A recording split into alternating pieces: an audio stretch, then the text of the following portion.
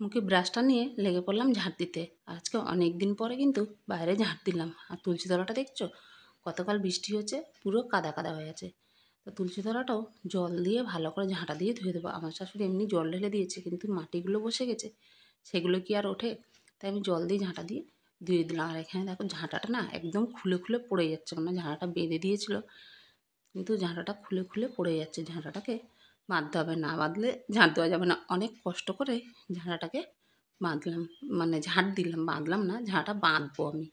তো চলো দেখো, তুলসী তলাটাও ধুয়ে পরিষ্কার করে নিলাম। এখন চলে আসলাম পেছন দিকটা ঝাঁট দিতে। পেছনের উঠানটাও দেখো প্রচণ্ড নোংরা হয়ে গেছে, এই পাতা পুতা পড়ে। তো ভাবলাম পেছন দিকটাও ঝাঁট দিই না। আর এই ঝাঁটাটা ঠিক আছে, এই ঝাঁটাটা দিয়ে ঝাঁট দিতে বেশ সুবিধা হচ্ছে। ঝাঁটা একটু ছড়ানো না হলে না ঝাঁট দেওয়া যায় না। গুড মর্নিং বন্ধুরা, কেমন আছো সবাই? আশা করি সবাই খুব ভালো আছো, আর আমিও খুব ভালো আছি। সকাল সকাল নিয়ে চলে আসলাম আবারও নতুন একটা ভিডিও। স্কিপ না করে ফুল ভিডিওটা দেখো, আশা করি তোমাদের ভালো লাগবে। ভালো লাগলে একটা লাইক, শেয়ার অ্যান্ড সাবস্ক্রাইব করার অনুরোধ রইল। প্লিজ প্লিজ একটু বেশি বেশি করে শেয়ার করে দিও, সাবস্ক্রাইব করে দিও। তো ঝাঁট দিতে দিতে কোমর ব্যথা হয়ে গেল, নিচু হয়ে কিছুই করতে পারি না, কোমরে ভীষণ ব্যথা হয়ে যায়। একটু নিচু হয়ে কাজ করলে হাঁপিয়ে যায়, আবার কোমর ব্যথা হয়ে যায়। আর এদিকে দেখো, যেমন ভাবনা তেমন কাজ। বললাম না ঝাঁটাটা খুলে যাচ্ছে, ঝাঁটাকে বাঁধবো। তাই দেখো আজকে ঝাঁটাকে বাঁধার জন্য বসে গেলাম একটা জলের বোতল নিয়ে। তো দেখতে থাকো জলের বোতল দিয়ে কীভাবে ঝাঁটাটা বাঁধি। আর ওইদিকে আমার শাশুড়ি বেরিয়েছে ফুল তুলতে, বেরিয়েছে বলতে বাগানে এসছে ফুল তুলতে। এখন কিন্তু গাছগুলোতে বেশ ফুল ফুটছে, একদম সাদা হয়ে থাকে টগর ফুলগুলো, দেখতে কিন্তু বেশ দারুণ লাগে, কিন্তু অসাধারণ লাগে এই ফুল দেখতে। গাছ ভর্তি একদম সাদা হয়ে থাকে, বেশ দারুণ লাগে। তো দেখো, আগে আমি জলের বোতলের পেছনটা কেটে নিলাম, তারপরে মাথার দিকে কেটে নিলাম। পেছনটা বলতে ওই স্প্রাইটের বোতলে যেটা উঁচু উঁচু মতন থাকে না পেছন দিকটা, ওগুলো অল্প অল্প করে কেটে ফুটো ফুটো করে নিলাম। তো চলো এখন হচ্ছে বাঁধবো। তো চলো ঝাঁটাটা বাঁধার পরে কেমন হচ্ছে সেটাও কিন্তু তোমাদেরকে দেখাবো। আর দারুণ কিন্তু সকালবেলা ঘুম থেকে উঠে মাথায় দারুণ একটা বুদ্ধি এসে গেলো, আর দারুণ একটা কাজও কিন্তু করে ফেলাম। দারুণ বুদ্ধি এসে গেলো বলতে, এই হ্যাকটা কিন্তু আমি ইউটিউবে দেখেছিলাম আগে, অনেক দিন আগে দেখেছিলাম। তো আজকে ফট করে মনে পড়লো, ঝাঁটাটা এমনি দড়ি দিয়ে বাঁধলে, আর সত্যি কথা বলতে আমরা সেইভাবে বাঁধতেই পারি না, খুলে যায়, টাইট হয় না, আবার দুদিন পরে খুলে যায়। আর এই ঝাঁটা বাঁধার দিকে কেউ মানে সেরকম পারদর্শী না আমার বাড়িতে, না আমি আর না তোমাদের দাদা, আর নাই আমার দেওয়ার, কেউই না। ঝাঁটা খুলে পড়ে যাচ্ছে, কারোরই বাঁধার ক্ষমতা নেই। তো আজকে ভাবলাম না, আজকে আমি এই কাজটা করব আগে, তারপরে বাকি কাজকর্ম করব। তো এই জন্যেই, আর আজকে কিন্তু উঠেছিও আমি তাড়াতাড়ি, ঘুম থেকে উঠে যায় রোজই তাড়াতাড়ি, কিন্তু নামি নিচে দেরি করে, ওই 6:30টার দিকেই নামি। কেন বলতো, এখন সকালে যেহেতু ঘর মুছি না, বাসন মাজি না, তোমাদের দাদাই মাজে, তো সেই জন্য আরও হয় না। এই যে দেখো ফুটোগুলোর মধ্যে আমি একটু একটু করে চেপে চেপে কাঠিগুলো ঢুকিয়ে এখন এইভাবে একটু ঢুকে নিচ্ছি, যাতে নিচের দিকটা টাইট হয়ে যায়। তো দেখতে পাচ্ছ এখন দেখো ঝাড়াটা কী সুন্দর খুলে গেছে, চারদিকে ছড়িয়ে গেছে, আর দেখতেও কিন্তু বেশ সুন্দর লাগছে। এখন আর একটা কাজ বাকি আছে, এটা হচ্ছে আসল কাজ। এই যে দেখো, এখন হচ্ছে বোতলটা একটু আগুনে পুড়িয়ে পুড়িয়ে নেবো। পুড়িয়ে নেওয়ার কারণ কী বলো তো, প্লাস্টিকের বোতল পুড়ালে কী হবে, গলে যাবে, নরম হয়ে যাবে, আর চেপে ধরবে ঝাঁটাটাকে, সেই কারণেই হচ্ছে পুড়িয়ে নেওয়া। যাতে পুড়িয়ে পুড়িয়ে নেবো, একদম টাইট হয়ে যাবে ঝাঁটাটা। তো চলো, এই যে দেখতে পাচ্ছ, এইভাবে পুড়িয়ে পুড়িয়ে একদম কিন্তু সুন্দর টাইট করেছি। এখন আর খোলার কোনো চান্স নেই। সকাল সকাল দারুণ একটা কাজ করে ফেললাম, আর কিছু টাকাও বাঁচিয়ে নিলাম। কেন বলো তো, ঝাঁটাটা যদি কাউকে বাঁধতে দিতাম, তাকে আবার 20-40 টাকা দিতে হতো। তো এটা ওই জন্যেই নিজেই করে ফেললাম। সকাল সকাল দারুণ কাজও করলাম, আর এদিকে কিছু পয়সাও আমার বেঁচে গেল। আর এখন শুনুকে ডেকে নিয়ে চললাম হচ্ছে একটা কাঁঠাল পাড়তে গাছে। গাছে দেখি দুটো কাঁঠাল একটু বড় হয়েছে, তা শুনু করলাম চল কাঁঠালটা পাড়ি। এখন আমার তো আর ওই বাঁশ উঠিয়ে পাইপ উঠিয়ে পাড়ার ক্ষমতা নেই, তাই ওকে ডেকে নিয়ে গেলাম, নাহলে প্রত্যেক বছর আমিই পারি। তো এই যে দেখতে পাচ্ছ, বেশি কাঁঠাল হয়নি, মনে হয় ওই 10-15টা মতন হয়েছে। তো দুটো কাঁঠাল বড় হয়েছে, আমি বললাম নিচের দিক থেকে এই বড় কাঁঠালটা একটু পাড়। পাইপটা একটু মাথাটা ফাটা ফাটা আছে, একটু চোখা মতন আছে, আমি ভাবলাম ওটা দিয়ে করলে খোঁচা দিলেই পড়ে যাবে, কিন্তু সেই কাঁঠালের বোটা তার পড়ে না। তারপরে নিয়ে আসলাম দাও দিয়ে বেঁধে, তাও আর সে কাটতে পারছে না, মানে দাও ঘুরে যাচ্ছে। অনেক খোঁচাখুচি চেষ্টা করার পরেও কাঁঠাল আর পারতে পারছি না। সোনু অনেকক্ষণ চেষ্টা করলো, যদিও আমি আজকে চেষ্টা করিনি, ও অনেকক্ষণ থেকে চেষ্টা করছে, দেখতে পাচ্ছ কিছুতেই আর কাঁঠাল পড়ছে না। তো চলো, শেষমেশ কাঁঠাল পাড়তে পারলাম না, ফিরে চলে আসলাম। স্নান টান করে নিচে আসলাম, এসে এখন বসছি আটা নিয়ে। এখন করবো হচ্ছে রুটি আর তরকারি। সকালবেলায় এখন রুটি তরকারি করে দেবো। কেন বলো তো, অনেকটা আটাও আছে, আর এদিকে আমার দেওর বলছে দুবেলা তিনবেলা ভাত খেয়ে আমার অসুবিধা হচ্ছে। আমার ছেলেও বলছে মা আমাকে রুটি করে দেবে। সত্যি কথা বলতে আমি রুটি করাটা বন্ধ রেখেছি, কেন জানো? এই এতগুলো করে আটা মেখে এতগুলো করে রুটি বেলতে না ভীষণ কষ্ট হয়, দাঁড়িয়ে দাঁড়িয়ে হাঁপিয়ে যায়। আর তার থেকে বড় কথা হচ্ছে আটা মাখা রুটি করার পরে না পিঠের ব্যথাটাও বেড়ে যায়। এমনিতে পিঠে ব্যথায় থাকতে পারি না, তারপরেও কিন্তু পিঠের ব্যথাটা ভীষণ বেড়ে যায়। তো সেই কারণেই হচ্ছে রুটি করাটা বন্ধ করে দিয়েছি। কিন্তু দেখছি না, আটাও আছে, আর তারপরে হচ্ছে কী বলো তো, ওই যে ছেলের উপনয়নের সময় ময়দা নিয়ে এসেছিলো, অনেকগুলো ময়দাও আছে। তো এগুলো না করে নিলে সব পোকা লেগে যাবে। তো সেই কারণে না তাড়াতাড়ি করে রুটি করি। আর এদিকে হচ্ছে আমার দেওরও আজকের থেকে ওই 9টা সোয়া 9টার মধ্যে অফিসে বেরাবে, তোমাদের দাদাও যাবে। তো ওই জন্য ভাবলাম যে না, চলো সকালে রুটি করে নিলে আমরাও 2-1টা করে খেয়ে নিতে পারবো, মানে আমিও 2-1টা খেয়ে নিতে পারবো, সবাই খেতে পারবে আর কি রুটি করলে। তো সেই জন্যেই তাড়াহুড়ো করে আর কি সকালে রুটি আর করবো হচ্ছে আলুর তরকারি। তো চলো, এইদিকে দেখো আমি রুটি বেলে নিলাম, এখন হচ্ছে রুটিগুলো সেকবো। আর বেশ সবাই খাবে যখন, বেশ ভাবছো অনেকগুলো রুটি করতে হবে। তোমাদের দাদা খেয়ে যাবে, আবার নিয়েও যাবে। আমার দেওর খেয়ে যাবে, ভাসুর খাবে, আমি খাবো, ছেলে খাবে, শাশুড়ি খাবে। তো অনেকগুলো আবার দেখা গেল হয়তো 2-1টা থেকেও যেতে পারে।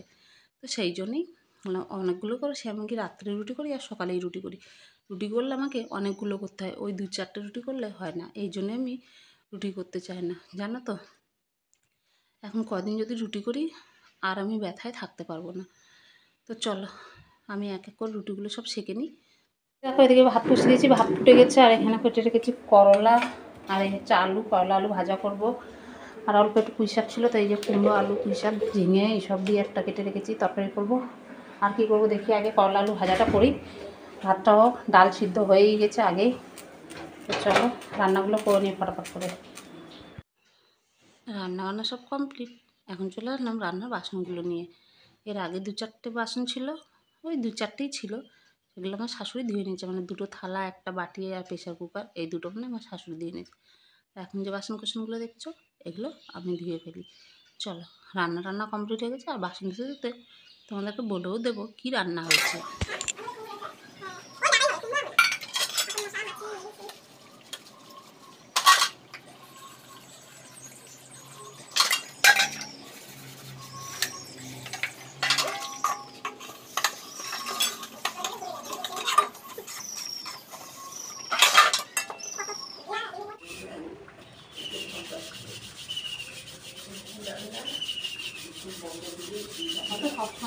এইভাবে বসে বাসন মাজতে না ভীষণই কষ্ট হয়, পিঁড়ির মধ্যে বসে। কেন বলো তো, পেটে একটু চাপ পড়ে, তো ভীষণ কষ্ট হয়।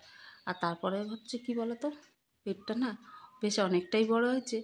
দেখেই বুঝতে পারছো, আমার ছেলের সময় মনে হয় এত বড় হয়নি পেট। যত দিন এগিয়ে আসছে তত কিন্তু বেশি কষ্ট হচ্ছে। কিন্তু কি করব, তারপরেও কাজকর্ম করতে লাগে।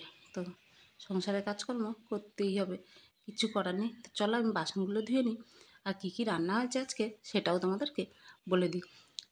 করলা আলু ভাজা করেছিলাম, আর অল্প একটু পুঁই শাক, সেটা তোমাদেরকে দেখিয়েছিলাম। করলাম ডাল, আর হচ্ছে সোয়াবিন আলুর তরকারি করলাম। বসে বসে ভাবছিলাম যে কী তরকারি করব। তারপর মনে পড়লো একটু সোয়াবিন আলুর তরকারি করে দিই। সোয়াবিন আলুর তরকারি করলে সবাই খাবে। ওই আমার ভাসুর কোনো সময় খায়, আবার কোনো সময় খেতে চায় না। এছাড়া মোটামুটি সবাই খায়। তো সেই জন্যে ভাবলাম যে সোয়াবিন আলুর তরকারি করে দিই।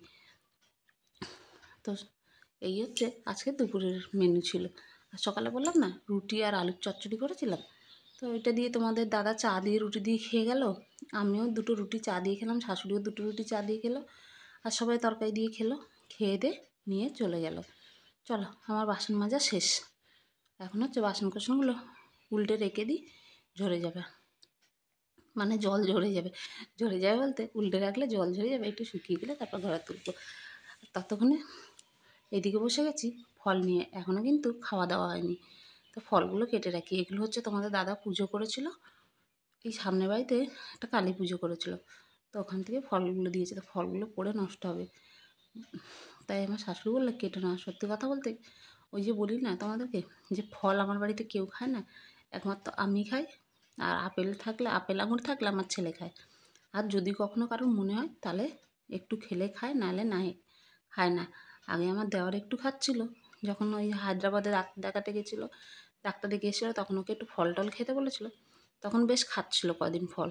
এখন আর ফলমূল কিছুই খায় না, তোমাদের দাদা তো খায়ই না। যখন দেখা যায় অনেক ফল থেকে নষ্ট হয়, তখন হয়তো একটু তোমাদের দাদা নিয়ে যায়, নাহলে ওই রেখে দিয়ে যায়। আর বেদানা দেখো যত ভালো দেখেই কেনো, ভেতরে কিন্তু একটু কালো দানা থাকবেই, মানে পচা কালো এরকম দানা থাকবে। তো চলো ফলমূলগুলো কেটে ধুয়ে রেখে এখন চলে আসলাম ভাত বাড়তে। ভাত বেড়ে নিই, খিদেও পেয়ে গেছে। সেই দুটো রুটি খেয়েছি, তো আর রুটি তো বেশি মোটা মোটা করি না, পাতলা করেই করি। ও, আর এই যে এটা না কালকে সজনে ডাঁটা ছিল, তো এটা গরম করেছিলাম, এটা বলতে ভুলে গেছি তোমাদেরকে। চিচিঙ্গা ভাজাটাও কিন্তু কালকেরই ছিল। তোমরা ভাববে যে বললো সোয়াবিন আলুর তরকারি, করলা ভাজা আর এসে আর এত কিছু, না, আজকে সোয়াবিন আলুর তরকারি, করলা ভাজা, পুঁই শাক করেছি, আর চিচিঙ্গা ভাজা আর সজনে ডাঁটা কালকের ছিল। চলো খাওয়া দাওয়া করে নিই, তারপরে আবার ফিরে আসছি। তো খাওয়া দাওয়ার পরে খেয়ে দিয়ে থাল টালগুলো ধুয়ে রেখে, আর ছেলের খাওয়া হয়ে গেছে। ছেলে এখন হচ্ছে বসে আছে। ছেলেকে বললাম এখনই ফলটা খাবি না, ও আপেল আপেল বেদানা এগুলো খাবে। তো ওকে বললাম বাবাই এখনই আপেল বেদানা এগুলো খাস না, মানে খেয়ে উঠে সঙ্গে সঙ্গে ফল খেতে নেই। সবাই বলে যে খেয়ে উঠে সঙ্গে সঙ্গে ফল খেতে নেই, কিছুক্ষণ পরে, অন্তত 1 ঘন্টা পরে ফল খেতে হয়। তো ওকে বললাম তুই কিছুক্ষণ পরে খা, এখনই খাস না। আর যেহেতু কোমরে ব্যথা, ওই জন্য ছেলেকে স্কুলে পাঠাচ্ছি না। কোমরে ভীষণ ব্যথা, ওর টান লেগেছে না কী হয়েছে, এত কোমরে ব্যথা, ওই জন্য আর ওকে স্কুল পাঠাচ্ছি না। তো চলো আমি এখন জামা কাপড়গুলো তুলে নিই, কী কী শুকিয়েছে। তো আর এই ওপর নিচ করতে হাঁপিয়ে যায়, সিঁড়ি দিয়ে উঠতে হাঁপিয়ে যায়, নামতে কিন্তু অতটা হাঁপায় না, কিন্তু উঠতে উঠতে হাঁপিয়েই যায় সিঁড়ি দিয়ে। আর এখন সত্যি কথা খুবই কষ্ট হয়। এমনিতেই আগে দেখতে সিঁড়ি দিয়ে উঠলে একটু হাঁপিয়ে যেতাম, আর এখন তো ভীষণ কষ্ট হয়। ঘরের সামনে রেল লাইন থাকলে যা হয়, একটু পরে পরে ট্রেনের হর্ন শুনতে পাবে। তো চলো জামা কাপড় সব তুলে নিলাম, আর এগুলো ভিজে আছে, এগুলো থাক, এগুলো আবার বিকালে উঠবো, নাহলে তোমাদের দাদা আসলে তোমাদের দাদাকে বলবো তুলে নিয়ে যেতে। তা তোমাদের দাদার জামা কাপড়গুলো শেডের নিচে দিয়ে দিলাম, শেডের নিচে দিয়েছে বলে শুকায়নি। আর তোমাদের দাদার জামা কাপড়গুলো দিয়ে গেছে বাইরে, তো ওগুলোও শেডের নিচে দিলাম, যদি বাই চান্স বৃষ্টি নামে আমি দৌড়ে উঠতে পারবো না, তো এই জন্য ওগুলো শেডের নিচে দিয়ে দিলাম, একবারে নিশ্চিন্ত। তো চলো আজকের মতন ভিডিওটা শেষ করলাম এই পর্যন্ত। দেখা হবে আবার নতুন একটা ভিডিও নিয়ে। সবাই ভালো থেকো, সুস্থ থেকো, আর আমার পাশে থেকো। টাটা।